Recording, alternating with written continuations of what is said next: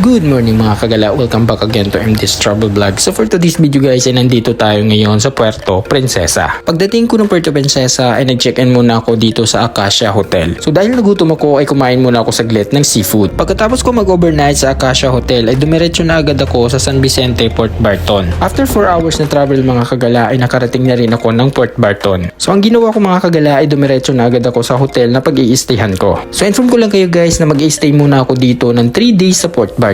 Alam niyo ba guys na napakaganda ng location ng hotel na ito? Malinis at isa sa lahat ay sobrang tahimik ng lugar. At isa pa sa nagustuhan ko ay nasa front beach siya. So this is Ferryly Hotel mga kagala. So ito yung room hotel mga kagala. Maganda, malinis, good for 1 pax. Pagkatapos ko magpahinga mga kagala ay pinuntahan ko agad ang sikat na waterfalls nila dito. Ito ay ang Pauwayan Waterfalls. Inform ko lang kayo guys na sobrang lamig ng tubig nila dito. So ito yung unang tourist spot na pinuntahan ko dito sa Port Barton. Pagkatapos ko magpa-Uwayan Waterfalls mga kagala ay umuwi na rin ako.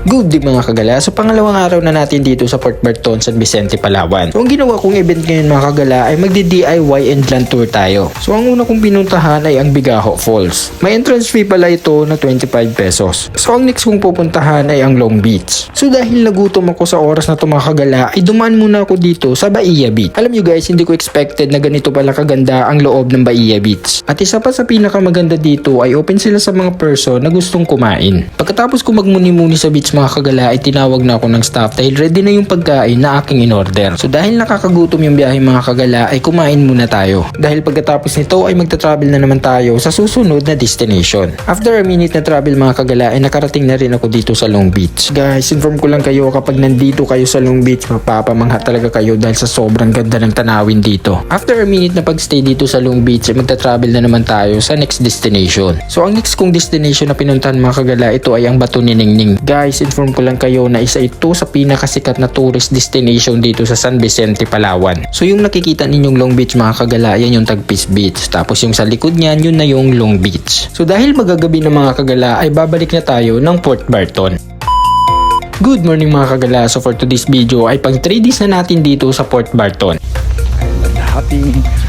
Sa pang 3 days natin mga kagala ay mag-island hopping naman tayo. So ang una kong pinuntahan mga kagala ay ang Star Island. Napakaliit lang to na sandbar. Next destination ay ang Coral Garden. So dahil hindi ko nadala ang cover ng action camera ko ay wala tayong shot sa ilalim. Ang next na pupuntahan natin ay ang Marindig Island. Dito na tayo magtatanghalian. Alam niyo ba guys na sobrang sarap ng mga pagkain na inihanda nila sa amin. Lalo na yung prutas sobrang tatamis. So hanggang dito na lang tayo mga kagala. Maraming salamat sa nanood. See you in my next video. Bye-bye.